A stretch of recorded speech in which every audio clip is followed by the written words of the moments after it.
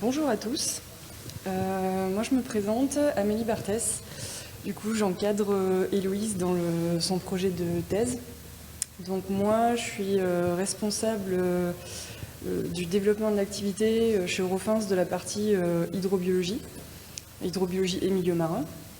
Et du coup on fait tout ce qui est suivi de qualité de rivière en utilisant des indices biologiques. Et j'ai enlevé un truc. C'est bon, désolée. Du coup, je vais essayer de reposer un petit peu le contexte du projet. Et ensuite, Héloïse fera la présentation de son travail et puis le retour d'expérience qu'elle peut en faire. Du coup, pour la partie un peu recherche, alors moi je suis aussi issue, j'ai fait un travail de thèse CIFRE également. Pardon. Sur tout ce qui était diatomée, donc les microalgues dans les rivières intermittentes. Et dans les années 2010, avec ces problématiques de changement climatique qui commencent à arriver, l'intermittence, c'est des questions sur lesquelles auxquelles on commence à s'intéresser. Et il y a également des nouvelles techniques au niveau du suivi environnemental qui sont les techniques liées à l'ADN environnemental. Donc lié à ça, à peu près au milieu de la décennie, il va y avoir des cost actions qui vont être faites au niveau européen. Donc des groupements de recherche et notamment dans notre domaine deux qui sont SMIRES et DNAquanet qui du coup chacune parle de ces deux thématiques. En parallèle, au niveau de notre activité, donc chez Eurofins à l'époque, qui est essentiellement du laboratoire d'analyse, l'hydrobiologie était une activité assez anecdotique, et là elle commence à partir de 2016 à avoir un fort développement. Et lié à ça, à la fin des années 2017, on a une réorganisation dans le groupe où tout ce qui est spécialité environnementale commence à naître, et l'activité en hydrobiologie en fait partie. En parallèle, il y a un colloque sur les 10 ans d'Aquaref. Donc Aquaref, c'est le laboratoire national de référence sur la surveillance des milieux aquatiques, qui fait que il y a des réflexions qui commencent à naître en se disant comment est-ce qu'on pourrait devenir acteur des évolutions et de ces thématiques dans nos métiers. Donc du coup, à partir de l'année suivante, on commence à réfléchir. Donc je me rapproche de mes anciens partenaires avec qui je travaille au niveau académique, où j'ai des échanges sur ces thématiques, notamment au niveau de l'IRSTEA, qui est maintenant l'INRAE à Lyon. Et on réfléchit sur le montage, donc on commence à intégrer d'autres partenaires comme l'INRA de Thonon, qui travaille sur l'ADN environnemental pour les diatomées, et le LENA, du coup sur l'Université de Lyon, qui est plus un laboratoire sur l'hydrobiologie notamment. À partir du second semestre, on commence à monter le projet, à le rédiger, à définir des projets, maintenant qu'on a les acteurs, définir le budget, pardon. On recherche les financements, on lance le recrutement du doctorant, qui du coup sera Héloïse. Et les retombées souhaitées pour Eurofins, du coup, c'est de recruter et de former un spécialiste sur ces techniques innovantes, donc histoire de rester à la pointe dans ce domaine-là, mais également de renforcer notre lien avec la recherche, les partenaires publics. Et au-delà de ça, pour tout ce qui est développement de l'activité, le fait d'avoir cette activité-là, ça nous amène une crédibilité scientifique qui n'est pas discutable. Et ça nous permet également de garder une veille scientifique sur ces thématiques-là. Donc maintenant, je laisse Héloïse nous présenter tout ça.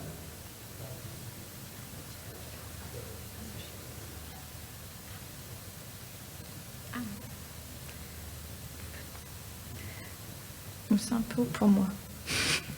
Bonjour à tous et à toutes.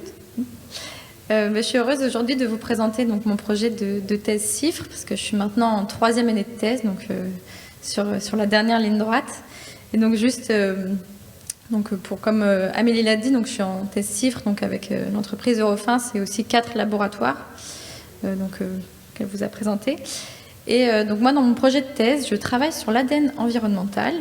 Et comment est-ce qu'on peut utiliser l'ADN environnemental pour suivre la biodiversité aquatique dans un but donc, de bioindication pour évaluer la qualité des écosystèmes aquatiques. Donc, qu'est-ce que c'est l'ADN environnemental? Donc, a priori, tout le monde sait ce que c'est l'ADN.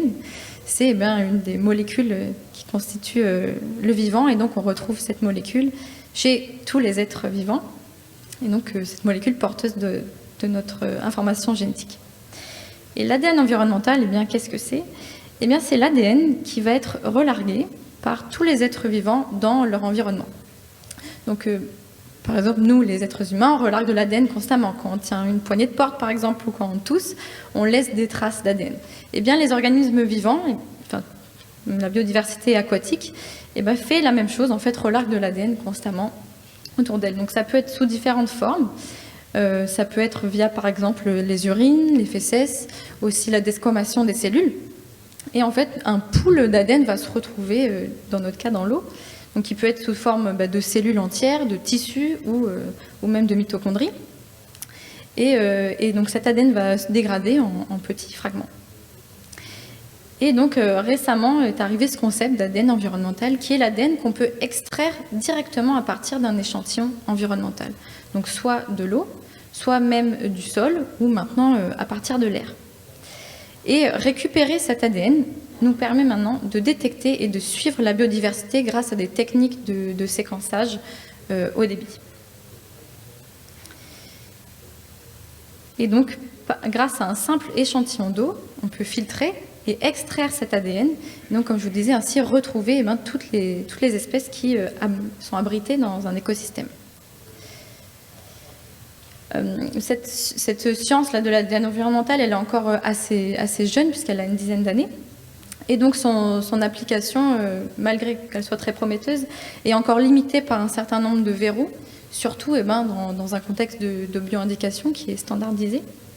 Donc, il y a deux verrous principaux à l'application de l'ADN environnemental pour la bioindication en écosystème aquatique, qui sont des verrous tout d'abord fondamentaux, liés à la dynamique, par exemple, de l'ADN, donc un ADN qui est émis dans un environnement. Combien de temps va-t-il rester présent? Combien de temps va-t-on pouvoir le détecter? À quelle distance va-t-on pouvoir le détecter? Est-ce que c'est plusieurs mètres ou plusieurs kilomètres? Donc tout ça, c'est des questions qui sont encore en cours d'étude. Et il y a aussi des verrous plutôt méthodologiques. Et un des grands verrous de l'ADN environnemental, c'est la méthode d'échantillonnage. Parce que, comme vous pouvez l'imaginer, l'ADN est présent en très faible quantité dans l'environnement. Et donc, il existe des méthodes pour le récupérer, mais qui ne sont pas forcément optimales. La méthode standard pour récupérer l'ADN, c'est de filtrer des grandes quantités d'eau.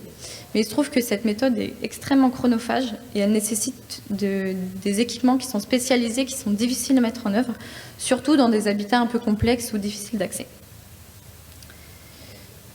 Donc, les objectifs de ma thèse, il y en a deux principaux. Ça va être, le premier objectif, donc ça va être de lever un peu des verrous fondamentaux sur l'ADN environnemental en étudiant la dynamique de l'ADN environnemental en microcosme. Donc j'ai fait différentes expériences en microcosme pour essayer de voir si la quantité, la forme ou la dynamique de l'ADN pouvait être différente suivant les espèces aquatiques. Et puis je vais vous parler plus particulièrement du deuxième grand objectif de ma thèse. Donc j'ai passé plus de 2 ans de ma thèse à essayer de lever un verrou méthodologique en développant, donc avec les différents laboratoires, un capteur à ADN environnemental. Donc un capteur passif pour faciliter l'échantillonnage de l'ADN environnemental. Et le troisième objectif de ma thèse va être de déployer ces capteurs à large échelle, donc sur une rivière dans l'Inde. Donc je vais vous montrer un peu après. Donc ces capteurs, comme vous pouvez voir, sont des capteurs qui ont été imprimés en 3D. Et donc, pourquoi l'impression 3D? Parce que ça permet d'imprimer un certain nombre d'objets dans le même temps, et donc d'avoir des objets identiques. Et l'idée ici, c'était d'avoir un objet facile à manipuler qu'on pourrait disposer dans tous les milieux aquatiques, et donc qui pourrait capter directement l'ADN des organismes vivants sans action de l'homme. Donc ces capteurs ont été imprimés, donc, comme je vous ai dit, en 3D, via une résine en hydroxyapatite. Donc l'hydroxyapatite, c'est un minéral qui est connu en fait pour accumuler passivement l'ADN. Donc il va l'accumuler et le protéger contre la dégradation, ce qui nous permet en fait de le récupérer très facilement. Il s'accumule donc grâce à un mécanisme d'absorption. Donc c'est tout simplement une liaison entre l'ADN et la surface. Et donc on a designé ces capteurs de façon à ce que la forme, la géométrie et la porosité soient vraiment optimales pour échantillonner l'ADN environnemental. Donc le protocole d'utilisation de ces capteurs est extrêmement simple et il se veut être simple. Donc tout d'abord, ils sont décontaminés par brûlage pour enlever toute trace de contamination. Ils sont ensuite immergés dans l'écosystème d'intérêt pour récupérer l'ADN. Ils sont ensuite séchés, lavés, et puis ils sont mis dans une solution qui va permettre de désorber, c'est-à-dire de décrocher l'ADN. Et c'est à partir de cette solution qu'on va pouvoir analyser l'ADN et donc quantifier ou le séquencer pour retrouver les espèces que l'on souhaite rechercher. Donc, je vais vous présenter brièvement 2 principaux résultats que j'ai obtenus au cours de ma thèse, donc où j'ai cherché à tester la capacité de ces capteurs à détecter une espèce en particulier. Donc l'espèce que j'ai utilisée, c'est Azellus aquaticus, c'est un petit crustacé d'eau douce qui est très apprécié du laboratoire du LENA, qui a beaucoup travaillé dessus et dont on avait des élevages, donc c'était plus simple pour moi d'utiliser cette espèce. Donc j'ai réalisé des expériences en microcosme dans lesquelles j'ai placé ces isopodes avec des capteurs pendant 24 heures. Et ici, vous pouvez voir la quantité d'ADN récupérée par chaque capteur. Un point représente un capteur. Et on peut voir qu'ici, dans cette expérience, 7 capteurs sur les 8 utilisés ont permis de détecter cette espèce, donc en captant une quantité assez importante d'ADN. Donc, suite à ce résultat, on a voulu confirmer cela en milieu naturel. Et donc, on a réalisé une expérience, cette fois-ci dans un étang, donc un étang qui se trouve à Lyon, qui abrite une population de cette espèce. Et on a placé de la même façon 9 capteurs dans cet étang. Donc ici, vous avez la quantité d'ADN récupérée par chaque capteur en jaune dans 9 endroits de l'étang. Et on a comparé ça à une méthode classique d'échantillonnage de l'ADN en bleu, qui est donc la filtration d'eau, comme je vous disais tout à l'heure. Et on a pu voir que dans 7 capteurs sur 9 avaient réussi à détecter l'espèce en question, tandis que pour la filtration, ça a été seulement 3 échantillons d'eau filtrée qui ont permis de détecter cette espèce. Donc les capteurs, comme vous pouvez voir, ont montré vraiment des résultats très, très prometteurs. Donc la suite maintenant de la thèse va être de tester ces capteurs dans des applications plus complexes et dans des milieux plus complexes. Donc on a réalisé une campagne de terrain là en mai, où on a placé ces capteurs dans une rivière intermittente, donc qui s'assèche une partie de l'année, dans 6 endroits donc, sur cette rivière. Et donc sur ces 6 stations, on a aussi réalisé des suivis classiques de biodiversité. On s'est intéressé principalement aux macro-invertébrés. Et la deuxième étape maintenant, ça va être de s'atteler à un autre problème, qui est un problème que j'ai observé pendant ma thèse, de réplicabilité. C'est-à-dire que les capteurs, parfois, se sont montrés ont montré une certaine variabilité dans la récupération d'ADN, c'est-à-dire que d'une expérience à l'autre, je peux avoir des résultats assez variables. Et donc l'idée maintenant, c'est de travailler là-dessus. Donc on collabore avec un laboratoire maintenant qui est spécialisé dans la science des matériaux. Et donc on essaie de mieux comprendre les interactions entre l'ADN et les capteurs, et pour pouvoir offrir un objet d'échantillonnage réplicable et utilisable dans le maximum de milieux aquatiques. Ah oui, et je voudrais finir juste là-dessus en 1 minute. Vu que je suis en 3e année, maintenant je peux faire un retour global sur qu'est-ce que c'est la thèse CIFRE et quels sont les avantages. Je trouve que c'est important pour les doctorants, les doctorantes qui voudraient se lancer dans une thèse CIFRE, et aussi pour les futurs encadrants, encadrantes. Moi, je voudrais dire que cette thèse CIFRE, elle me permet toujours de travailler sur des thématiques de recherche qui sont très appliquées. Et ça, donc pour moi, c'était vraiment quelque chose d'important. Ça apporte aussi une diversité de compétences et de connaissances, parce que de travailler avec des personnes de tout domaine, ça permet d'avoir des affinités, des regards très différents sur le travail de thèse. Donc pour moi, c'était très enrichissant. Travailler avec une entreprise, ça permet aussi d'être toujours connecté à la réalité du terrain, et donc de toujours refocaliser son attention sur les objectifs du projet. Et le dernier point, c'est au niveau de l'insertion professionnelle. On sait que l'insertion pour les jeunes docteurs, c'est pas toujours évident. Et je trouve que la thèse CIFRE offre vraiment des opportunités intéressantes parce qu'on connaît déjà l'entreprise et qu'on a déjà un pied dedans. Donc voilà, pour moi, c'était beaucoup de bénéfices. Je vous remercie beaucoup pour votre attention. Si vous avez des questions.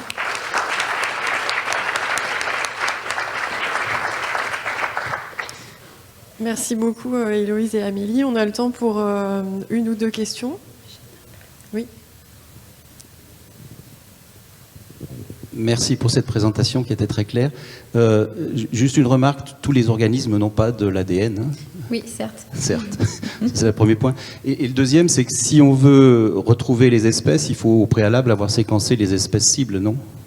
Tout à fait. Est-ce que ça, c'est pas aussi un point important? C'est-à-dire qu'on peut pas être dans le flou en disant on va juste mettre un coup de sonde, il faut savoir déjà qu'on a nos espèces cibles sont bien d'accord. Et mon troisième, ma deuxième question rapide, là, c'est est-ce qu'un jour on peut imaginer d'aller vers du quantitatif? C'est une bonne question. C'est une question qui est en cours de réflexion, qui est vraiment au cœur des recherches sur l'ADN environnemental. Pour l'instant, ce n'est pas encore le cas. Mais il y a beaucoup de travaux, par exemple, qui utilisent des méthodes de PCR quantitatives, par exemple des DPCR, donc qui permettent de quantifier l'ADN d'une espèce cible en particulier. Et donc là, il y a des travaux qui sont en cours pour essayer de relier la quantité d'ADN avec le nombre d'espèces. Mais c'est pas encore d'actualité, quoi. C'est encore en cours de développement. Et oui, pour ce qui est du séquençage, bien sûr, ça se fait pas comme ça. J'ai voulu volontairement faire une présentation très large, mais évidemment, il faut des bases de données qui comportent déjà toutes les séquences des espèces connues pour pouvoir les identifier. Une autre question? Oui. Oui. Je peux poser comme ça va, vous m'entendez? Oui, je t'entends. Alors, dans toutes les expériences sur le terrain, vous avez laissé pendant 24 heures les capteurs passifs, c'est ça? Oui, c'est ça. Est-ce qu'ils saturent après une période ou est-ce que vous pensez qu'en les laissant plus longtemps, vous auriez une sensibilité plus importante?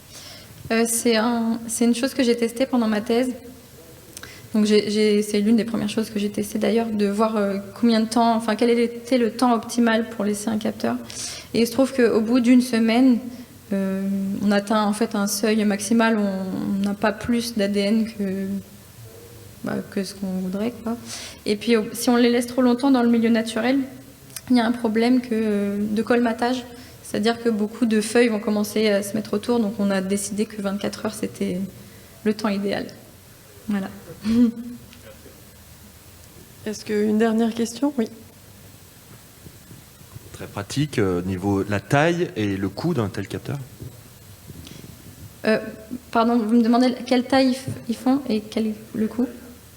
La taille, ils sont très petits pour le moment, ils font 2 cm². Mais donc cette taille-là, elle est adaptée pour des expériences en microcosme, mais à petite échelle. Je pense qu'à large échelle, il faudrait penser à des objets plus grands. Mais bon, avec l'impression 3D, on peut faire un peu tout ce qu'on veut. Et le coût, c'est une bonne question. J'avoue que je ne saurais pas vous répondre de façon claire. Mais le coût principal, ça va être la matière première en fait, qui va coûter assez cher. Mais l'avantage, c'est qu'après, ils sont réutilisables. Donc, je pense que c'est un coût important sur le moment. Mais après, il est amorti certainement. Mais je ne peux pas vous donner de chiffres. Je ne les ai pas.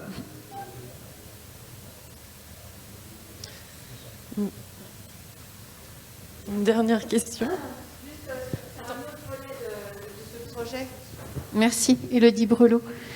Sur un autre volet du projet, sur le lien entreprise et recherche, qui est toujours passionnant, je voulais savoir votre quotidien, si vous êtes dans un des labos de recherche ou au sein de l'entreprise.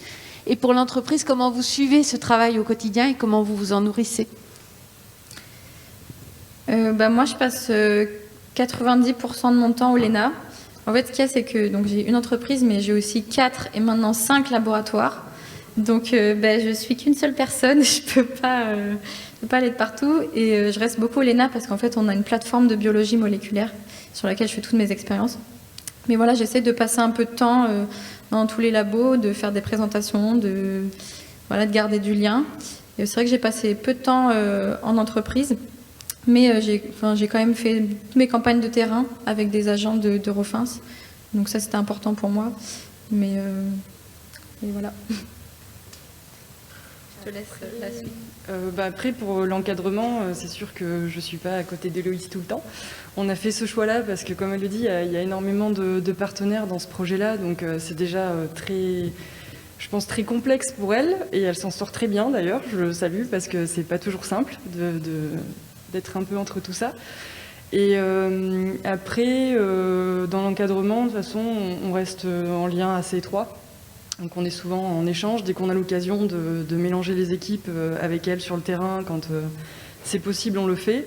On essaye de programmer aussi, mais il y a toujours un problème de temps, c'est souvent ça, pour qu'elle puisse passer un peu de temps aussi au laboratoire pour voir un peu tout ce qui se passe sur les méthodes classiques. Après, ce qui est bien, c'est que pour tout ce qui est application, on a des gens qui peuvent répondre à ces questions, donc dès qu'elle a besoin, elle sait qu'elle peut les appeler. Et après, on organise, parce qu'on a une organisation qui est aussi pas forcément simple. On n'a pas un laboratoire sur un site, nous on a des laboratoires sur toute la France. Du coup, même nos équipes ne se voient pas forcément tout le temps. Et on programme 3-4 fois par an un webinaire avec toutes nos équipes pour qu'ils puissent échanger avec elle, lui poser des questions et peut-être lui donner aussi d'autres idées de projets, quoi, de réflexion. Voilà, je ne sais pas si ça répond à votre question. Parfait. Merci.